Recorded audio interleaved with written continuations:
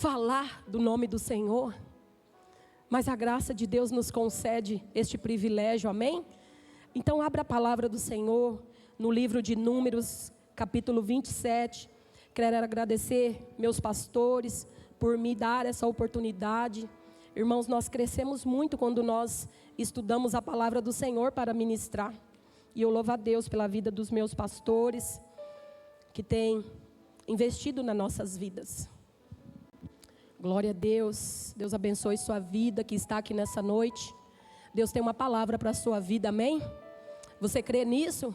Deus tem uma palavra para a sua vida. A palavra hoje é para você que está aqui, viu? Não é para o nosso irmão que ficou com preguiça e não veio no culto. É para nós que estamos aqui nessa noite. E Deus vai falar aos nossos corações. E a palavra do Senhor no livro de Números, capítulo 27, do verso 1 a seguir, diz assim: Então vieram as filhas de Zelofiade, filho de Éfer, filho de Gileade, filho de Maquir, filho de Manassés, entre as famílias de Manassés, filho de José. E são estes os nomes delas: Macla, Noa, Ogla, Milca e Tirza. Elas se apresentaram diante de Moisés, diante do sacerdote Eleazar, diante dos chefes e diante de todo o povo, à porta da tenda do encontro, dizendo: O nosso pai morreu no deserto, e não estava entre os que se ajuntaram contra o Senhor no grupo de Corá, mas morreu por causa do seu próprio pecado, e não teve nenhum filho homem. Por que se tiraria o nome do nosso pai do meio da sua família, só porque não teve filhos? Dê-nos uma herança entre os parentes de nosso pai. Moisés apresentou a causa delas ao Senhor, e o Senhor disse a Moisés: As filhas de Zelofiade estão pedindo o que é justo. Certamente você deve dar-lhes propriedade como herança entre os parentes do pai delas, e deverá transferir a elas a herança do pai. E diga aos filhos de Israel: se alguém morrer e não tiver filhos, passem a herança dele para as suas filhas. Amém? Glória a Deus. Senhor meu Deus, aqui está a tua palavra, Pai, nessa noite. Senhor, o Senhor já falou conosco aqui neste lugar, Pai. Mas nós te pedimos, Pai, continue falando. Nós sabemos que o Senhor ainda tem uma porção para nós, para a tua igreja. Espírito Santo, que seja o Senhor ministrando essa palavra aqui nessa noite. Meu Deus, em nome de Jesus, Pai, que eu não venha ser empecilho, ó Deus, para o Senhor realizar, meu Deus, aquilo que o Senhor quer fazer aqui neste lugar. Tenha liberdade, Espírito Santo. Entra agora em cada coração que está aqui ouvindo essa palavra. Entra, Espírito Santo, em cada mente agora. Vai trazendo a libertação, meu Deus. Meu Deus, tudo aquilo que veio trazer distração nesse culto, na mente dos teus filhos, caia por terra agora em nome de Jesus. Papai, cerca este lugar, meu Deus, como uma muralha de fogo, e manifesta a tua presença aqui no nosso meio, Pai. Manifesta a tua glória, Senhor. Manifesta os teus feitos aqui neste lugar, Pai. Nós estamos aqui porque nós cremos no Deus Todo-Poderoso, Pai. E nós abrimos nosso coração para a tua palavra, em nome de Jesus. Amém, aleluia. Podeis se assentar em nome de Jesus. Meus irmãos, quem aí está lendo a Bíblia no propósito de leitura anual? É bênção demais. Se você está firme no propósito, você deve finalizar o livro de Números amanhã. Amanhã. E este livro de Números que nós estamos lendo é um livro que mostra Deus, através da pessoa de Moisés, estabelecendo ali as leis, estabelecendo as regras. É um livro que mostra a organização do povo de Israel. O povo de Israel, que foi o povo que saiu do Egito e que estava caminhando para a terra de Canaã. Nós sabemos que Moisés, ele foi um líder escolhido por Deus para libertar o povo de Israel. Esse povo estava vivendo em cativeiro no Egito, E Deus levanta Moisés com este propósito, de tirar o povo de Israel da escravidão e conduzir esse povo para a terra prometida, para Canaã. E Moisés, quando nós lemos aqui no capítulo 1 de Números, nós vamos observar que Deus ordena Moisés a realizar um primeiro censo. E isso foi 2 anos após a saída do Egito.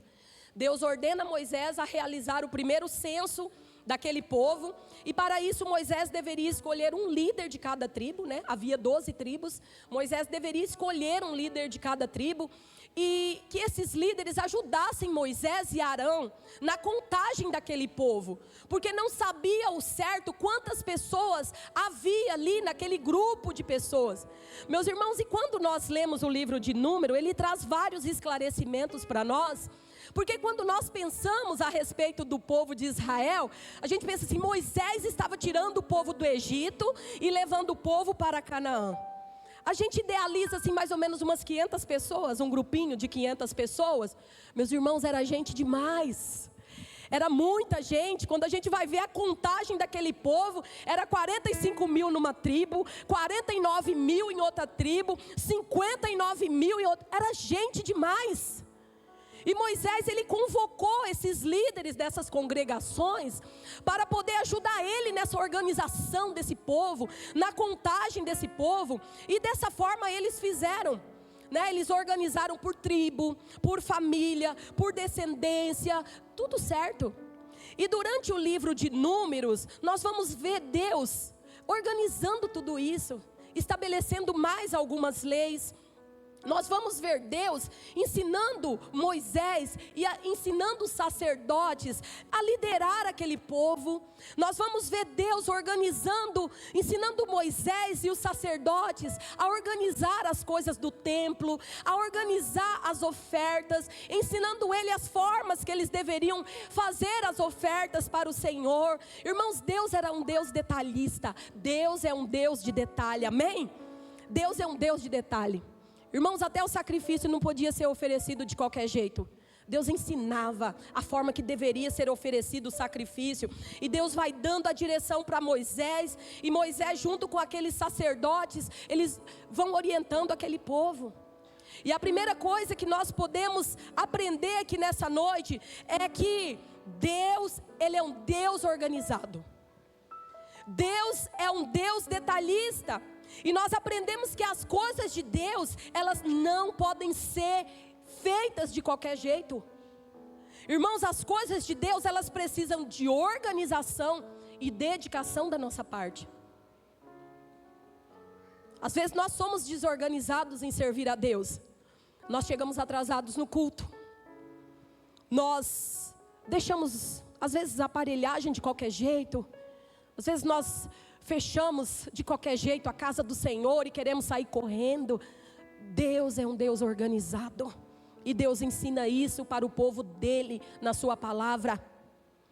E Moisés, ele vai aprendendo a liderar esse povo com o próprio Deus. E do Egito a Canaã, meus irmãos, olha, do Egito até Canaã, era uma distância de mais ou menos 425 quilômetros. É lógico que havia outras regiões que era mais distante, daria 800 quilômetros, 700 quilômetros, mas pelo trecho que eles percorriam, dava mais ou menos 425 quilômetros. E essa viagem de Moisés com o povo, que duraria mais ou menos aí uns 40 dias, né? Se eles andassem aí 12 quilômetros por dia, 10 quilômetros por dia, seria uma viagem curta. Seria uma viagem razoavelmente rápida, sair do Egito e ir para Canaã. Mas quando nós lemos a palavra de Deus, irmãos, nós vamos observar que esse povo demorou 40 anos para percorrer 420 quilômetros. 40 anos. Por que esse povo demorou 40 anos? Irmãos, por dois motivinhos. Por causa da insubmissão a Deus, da desobediência a Deus, e por causa da murmuração. Pensa num povo que murmurava. Irmãos, e demorou tanto essa viagem, que aquela geração que saiu do Egito, não foi a mesma geração que tomou posse da terra prometida. Aquela geração que saiu com Moisés do Egito, não foi a mesma geração que ocupou Canaã. Aquela geração, ela morreu no meio do caminho. Aquela geração foi destruída no meio do caminho por causa da desobediência. E uma nova geração se levantou no meio daquele povo e ocupou a terra prometida, exceto 2 pessoas, Caleb e Josué, que foram aqueles que se mantiveram firmes na presença de Deus. Irmãos, e você vai ver ao longo da história que esse povo, eles presenciaram tantos milagres. Esse povo, eles viveram tantas bênçãos. Esse povo, todos os dias, eles viam a olho nu a provisão que caía do céu. Esse povo, todos os dias, eles experimentavam do novo, do maná fresco. Eles experimentavam de uma água fresca. De tudo que eles tinham desejo, o Senhor trazia provisão. Mas nós vamos ver que esse povo não parava de murmurar, e esse povo não parava de reclamar. E eu quero abrir um parênteses aqui nessa palavra, nessa noite. Irmãos, muitas pessoas não saem do deserto. Muitas pessoas vivem num deserto constante, por causa desses 2 motivos. Por causa de murmuração e por causa da desobediência. Quem conhece uma pessoa que murmura o tempo todo? Irmãos, tem gente que só sabe murmurar. Tem gente que só sabe reclamar. Ela reclama do serviço, reclama do salário, reclama do patrão, reclama do governo, reclama da igreja, reclama do pastor, reclama do tempo, reclama de tudo, absolutamente tudo. E Deus, Ele não se agrada dos murmuradores. Uma pessoa que murmura, ela não avança. Irmãos, e quando nós olhamos para a história, nós vamos ver que esse povo, eles continuaram essa caminhada rumo à terra prometida, continuaram caminhando, continuaram ali servindo a Deus, continuaram com seus altos e baixos, com suas quedas. E durante essa caminhada, você vai ver Moisés em vários extremos de suas emoções. O pastor Pedro até pregou aqui no aniversário do nosso pastor, e ele disse que Moisés, ele se intitulava o homem mais manso do que qualquer outro que existiu sobre a terra. E é fato, né? Números capítulo 12, verso 3 diz isso. Mas nós vamos ver também Moisés num pico de estresse, num pico de irritação, a ponto de Deus orientar ele a falar para a rocha, e a rocha ia oferecer água para o povo que estava sedento. E Moisés, ali naquele pico de estresse, ele pega o cajado e bate na rocha, fere a rocha e dá água para aquele povo, porque o povo não parava de reclamar de Deus, o povo não parava de murmurar. Mas Moisés também era um homem que, quando ele se dirigia a Deus, ele falava com Deus face a face. Deus chamava Moisés para uma conversa cara a cara, e Deus revelava todos os desejos, todos os segredos, tudo que Deus queria fazer no meio do povo. Deus revelava a Moisés. E quando nós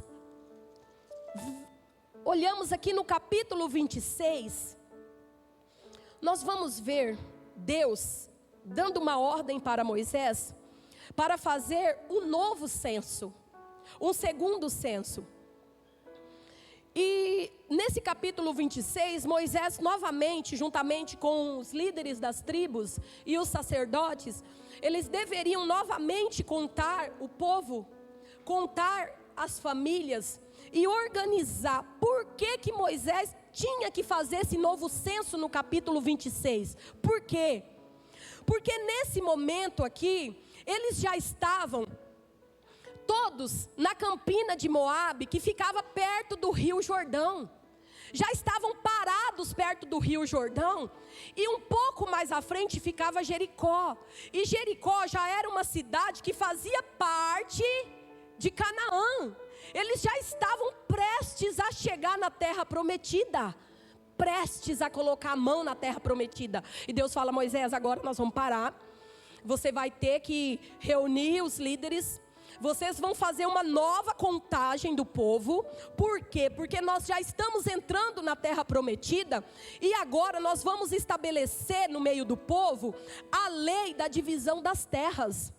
E nós precisamos saber quantas famílias existem por tribo, quantas pessoas compõem essas famílias, quem são os herdeiros dessa família, quem são os nomes, porque de repente os chefes de famílias morreram, mas nós precisamos saber quem são os herdeiros dessa família, porque nós vamos fazer a distribuição da terra de uma forma justa. A família com menor quantidade de pessoa, nós vamos dar quantidade de terra. Aquela família maior, nós vamos dar outra quantidade de terra. Mas nós vamos fazer um sorteio para isso. Mas é necessário vocês fazerem esse novo censo. E Moisés e os líderes e os sacerdotes fizeram este censo. Fizeram esse levantamento. E eles contaram as famílias, contaram ali de acordo com os descendentes e apresentou a Deus da forma que o Senhor havia pedido. Mas no verso 33 do capítulo 6, diz assim, versículo 33 do capítulo 6, diz assim: porém, e ele está lá contando as famílias, contando todas as famílias. Aí quando ele chega no versículo 33, ele fala assim: porém, Zelofiade, filho de Éfer, não tinha filhos homens, não tinha filhos, somente filhas. O nome das filhas de Zelofiade foram Macla, Noa, Ogla, Milca e Tirza. 5 filhas. 5 filhas. Agora nós vamos entender o capítulo 27. De acordo com a lei que Deus havia estabelecido, quando o sacerdote da casa, quando o líder da casa morria, quem teria o direito às heranças, quem teria o direito de assumir a família, era o filho primogênito, homem. E se o pai de família não tivesse um filho, homem, a herança desse pai de família ia para o seu irmão. E ia passando para outras, para o próximo irmão, ou para alguém mais próximo, mas não podia ficar em posse das filhas. Meus irmãos, naquela época, a mulher não tinha direito a nada. Mulher não era vista, mulher não era contada, mulher não tinha voz, mulher não era absolutamente nada naquela época. E esse homem, ele não deixou filhos. Só que Zelofiade, ele era um homem de uma linhagem muito importante. Às vezes nós vamos ler a palavra de Deus e a gente costuma pular a genealogia, né? A gente não quer ler aquele tanto de nome. Mas ela é tão importante para a gente saber a descendência, as famílias a quem cada pessoa pertencia. E Zelofiade, ele era importante porque ele era da 6ª linhagem de José, do ramo de Manassés, né? Lembrando que José teve 2 filhos, né? Manassés e Efraim. Então Zelofiade, ele era da linhagem de Manassés, ele era da 6ª geração de José. E o nome desse homem jamais poderia ficar esquecido no meio daquele povo, porque se Zelofiade as filhas não tivessem herança, o nome de Zelofiade sumiria, desapareceria. Essas filhas não teriam herança nenhuma e elas teriam que talvez trabalhar de favor para os outros. E nós podemos aqui olhar para a história dessas 5 mulheres, dessas 5 irmãs, e tirar alguns ensinamentos dessa passagem.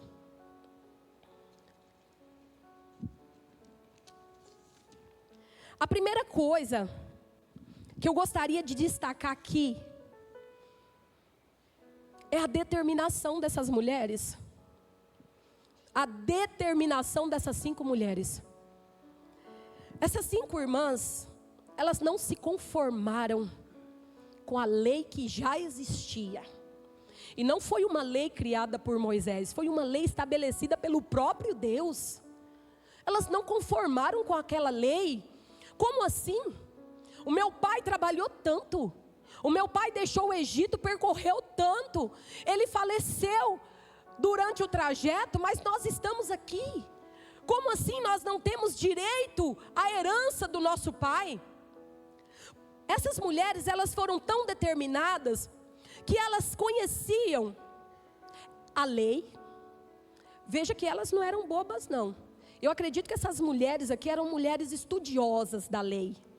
Estudiosas. Essas mulheres, elas estudavam as leis, elas estudavam acerca da ação dos sacerdotes ali, a ação de Moisés, e essas mulheres, elas se uniram no propósito de requerer os seus direitos. E essas mulheres, elas foram tão determinadas, que elas não se satisfez com o fato de não poder. E às vezes a gente se satisfaz, não pode, não tem jeito. Para elas isso não foi suficiente. Elas viam que o povo estava chegando perto da terra prometida. Estava chegando a hora da divisão das terras. E aí? E aí? Elas não se deram por vencida. Elas estavam na frente da bênção que Deus havia preparado para elas. Elas precisavam fazer alguma coisa. Era uma situação perdida, era uma causa perdida para elas, ao nosso ver. Era uma lei, já estava tudo resolvido. Para elas era uma causa perdida. Era uma lei que Deus estabeleceu. Mas elas não deram essa situação por perdida, de forma nenhuma. Elas não cruzaram os braços e ficaram no meio da multidão,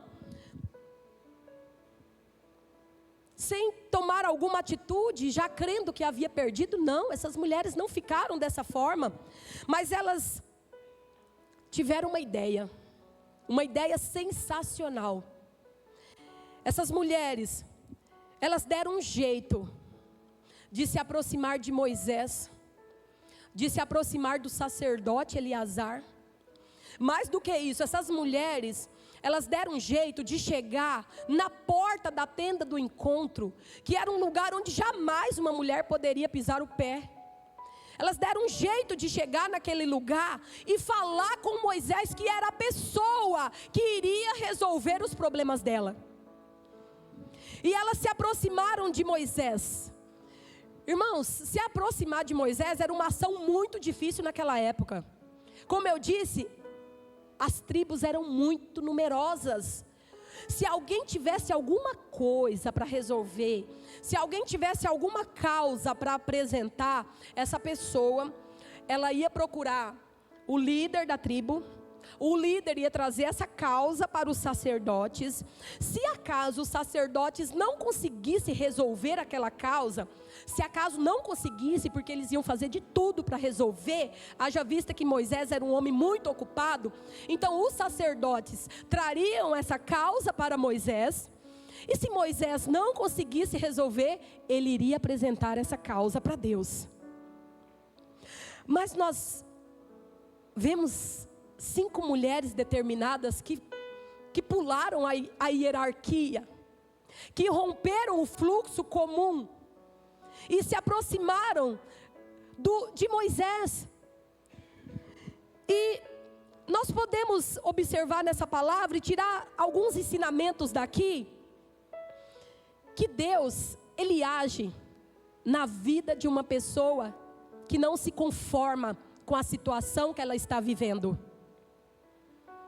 Deus, Ele age na vida de pessoas que são inconformadas com a situação que ela está vivendo. Deus, Ele está atento à oração de uma pessoa inconformada, que não abre mão de viver as suas promessas.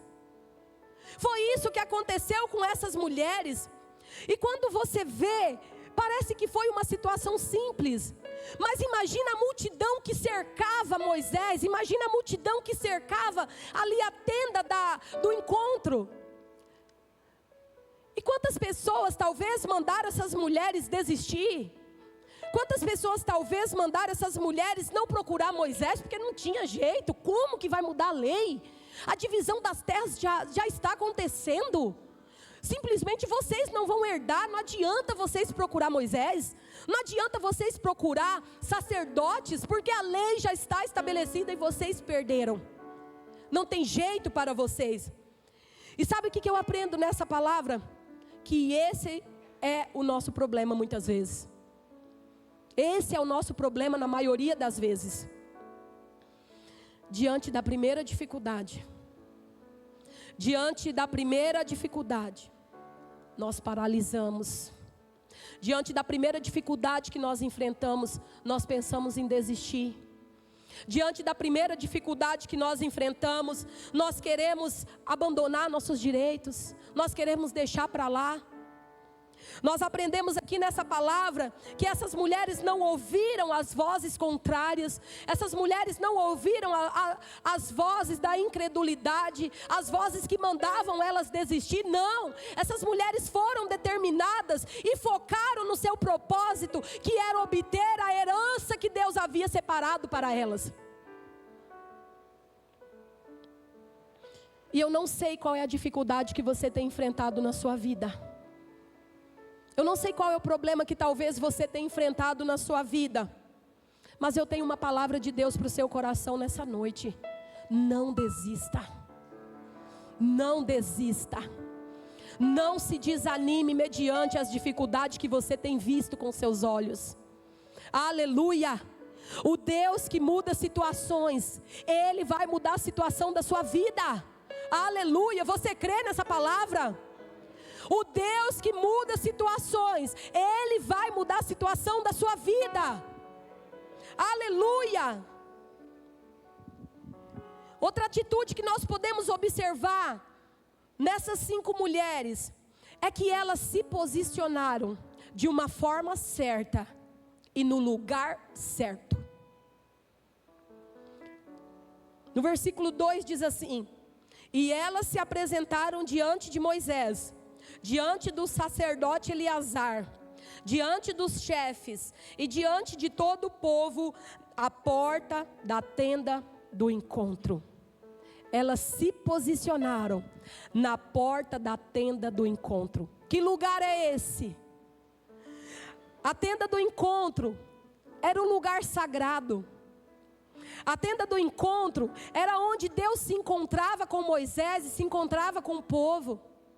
A tenda do encontro era a congregação, era um lugar de manifestação da presença de Deus. A tenda do encontro era um lugar de comunhão com Deus e Moisés. A tenda do encontro era um lugar de intercessão, onde Moisés levava os problemas para Deus e buscava a direção de Deus para conduzir aquele povo. A tenda do encontro, ela representava a própria presença de Deus no meio do povo.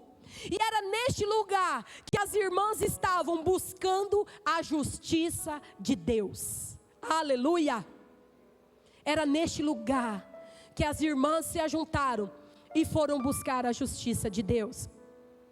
Meus irmãos, muitas vezes nós vemos pessoas que querem a justiça de Deus estando longe da tenda do encontro. Muitas vezes nós vemos pessoas passando por tantas lutas, mas preferem ficar lá fora no meio da multidão do que estar na porta da tenda do encontro. Nós podemos ver pessoas que passam por tantas lutas, pessoas que passam por tantas dificuldades, mas a primeira ação delas muitas vezes é sair da igreja, é sair da tenda do encontro, é abandonar a presença de Deus. Nós vemos pessoas que quando ela passa por lutas, a primeira coisa que elas fazem é abandonar as coisas que pertencem a Deus.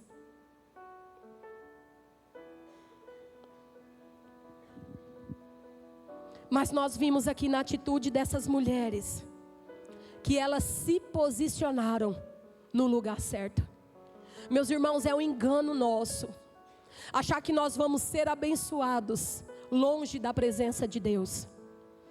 É um engano nosso achar que nós vamos ser abençoados distantes da presença de Deus, longe da casa do Senhor.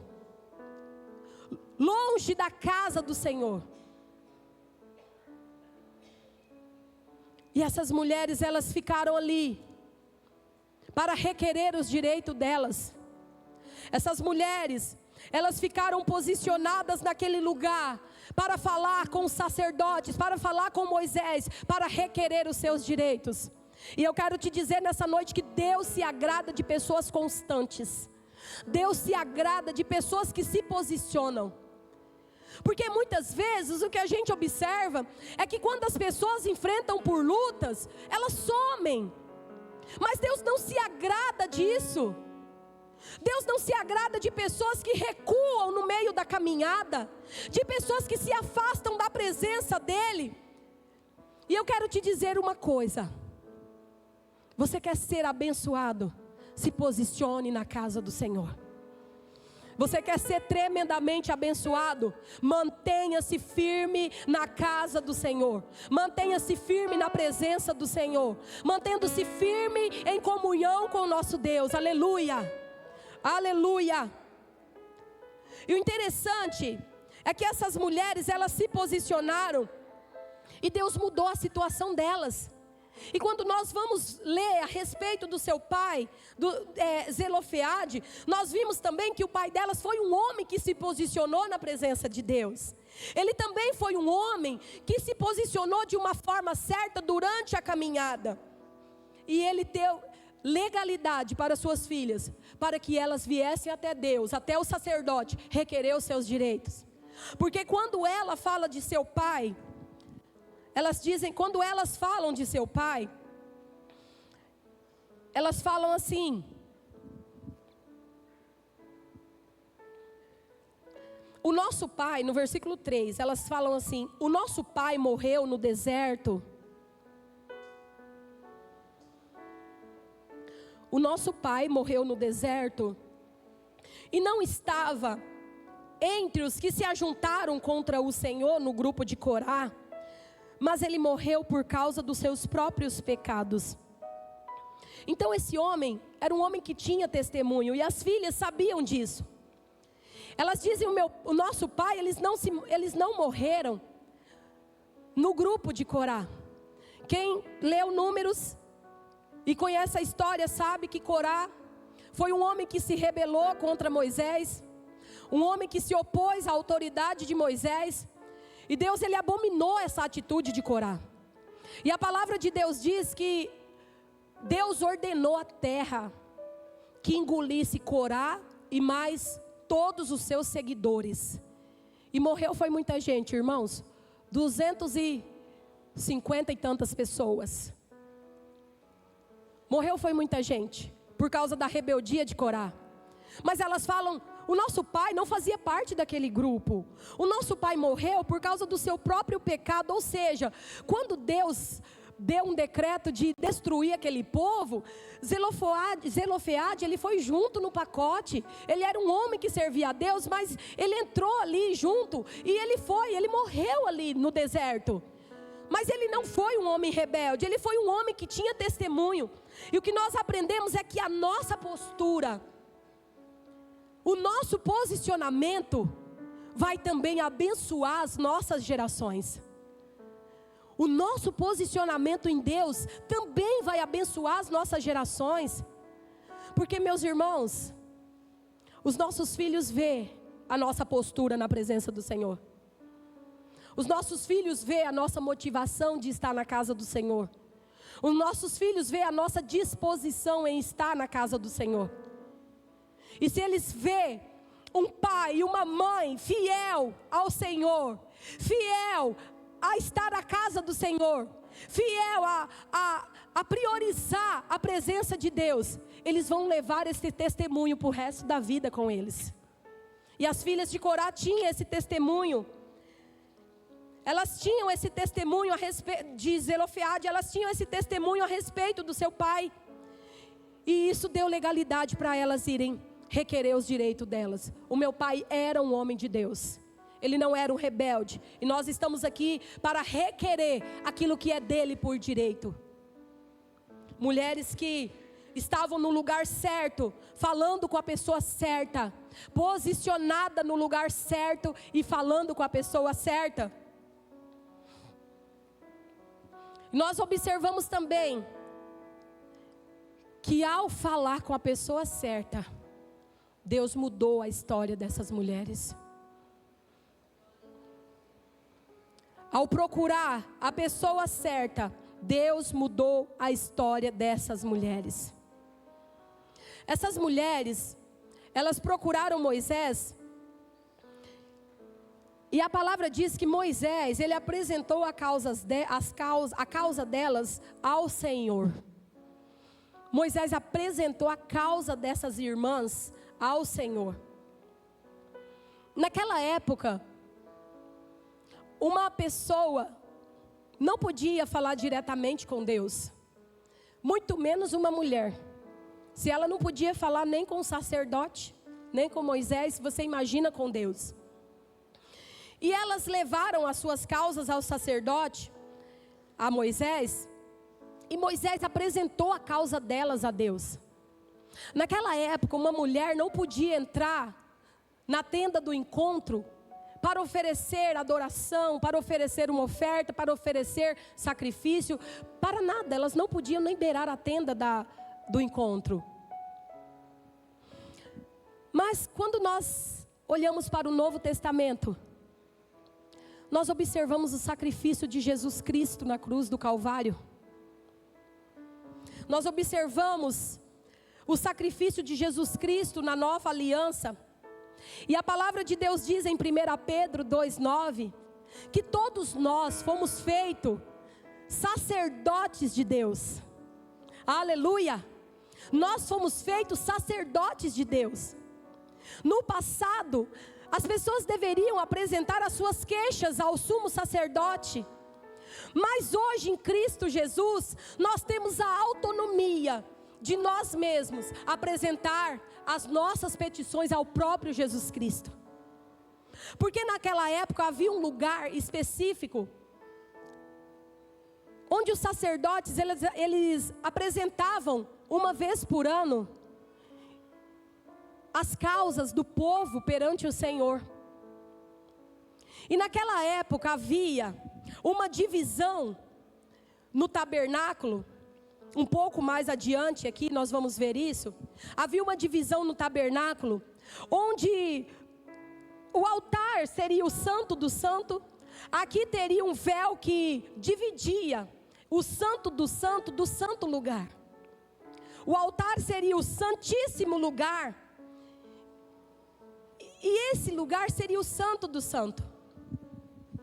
E aquele véu, ele representava os nossos pecados que fazia a nossa separação com Deus. Então no santo do santo só entrava o sumo sacerdote, purificado, sem pecado, para levar as ofertas perante o Senhor, para levar as causas perante o Senhor. Mas o povo não podia acessar o santo dos santos. Mas quando Jesus Cristo morreu na cruz do Calvário, a palavra de Deus diz que o véu se rasgou. O véu se rasgou. E Jesus Cristo, Ele nos deu novamente o livre acesso ao Pai. Aleluia! Uma vez que no passado era necessário procurar o sumo sacerdote, hoje nós temos a liberdade de nós mesmos ir até Deus e contar as nossas necessidades, contar os nossos anseios, contar as nossas preocupações.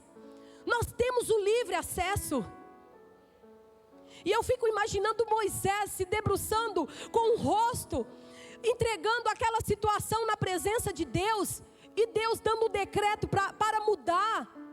Meus irmãos, o que é que Deus não pode fazer por mim, por você, se nós dobrarmos os nossos joelhos e entregar as nossas causas ao Senhor? O que é que Deus não pode fazer por nós? Nós temos livre acesso. E se nós entendermos essa legalidade, se nós entendermos essa liberdade de ir e vir ao trono da graça, nós seríamos muito mais abençoados. Você sabe por quê? Porque nós não íamos depender de pessoas orar por nós. Nós não íamos depender de pessoas em fazer campanha de oração por nós. Nós não íamos depender de pedir oração para uma pessoa. Por quê? Porque nós temos o entendimento que eu e você temos o livre acesso ao trono da graça. Você tem acesso ao trono da graça. Toda oração que você faz é ouvida pelo nosso Deus. Toda oração. Aquela que você faz lá na pia lavando louça, aquela que você faz no volante dirigindo, aquela que você faz dentro da sua empresa, sozinho, em pensamento, toda oração que você faz é ouvida pelo Senhor, e Ele é o Deus da justiça, aleluia, Ele é o Deus da justiça, o Rei dos reis, aquele que estabelece decretos e aquele que derruba decretos. Apresente suas causas ao Senhor. Meus irmãos, nós vemos que tantas pessoas passam por lutas, tantas pessoas passam por pelejas na sua vida, no seu dia a dia, na sua família, na sua empresa, mas poucas pessoas têm a ousadia de levar os seus problemas até Deus. Poucas pessoas têm a ousadia de se apresentar a Deus em oração e levar os seus problemas. E Moisés levou a causa dessas mulheres para Deus. E Deus mudou a lei por causa delas. Deus mudou a lei por causa delas. No versículo 7 e 8 diz assim: as filhas de Zelofiade estão pedindo o que é justo. Olha o que Deus está dizendo para Moisés. As filhas de Zelofiade estão pedindo o que é justo. Certamente você deve dar-lhes as propriedades como herança entre os parentes do pai delas, e deverá transferir a elas a herança do pai. E diga aos filhos de Israel que se alguém morrer e não tiver filhos, que passe a herança deles para a sua filha. Deus mudou a lei. Deus mudou a lei por causa dessas mulheres. Meu irmão, Deus mudou a lei por causa de 5 mulheres ousadas que foram na presença de Deus requerer os seus direitos. Deus mudou o decreto. E talvez você que ouve essa palavra nessa noite, eu não sei, de repente você está vivendo algum ato de injustiça na sua vida. Talvez você esteja vivendo algum momento de perda. Talvez você está vivendo algum momento em que foi tirado de você aquilo que era seu por direito. Eu quero te desafiar a você fazer um propósito com Deus. Faça um propósito com Deus de oração. Faça um propósito com Deus de jejum de 3 dias. Faça um propósito com Deus de um jejum de Daniel. Faça alguma coisa, meus irmãos. Mas o que você precisa entender é que Deus é o único que tem poder de mudar a situação da sua vida.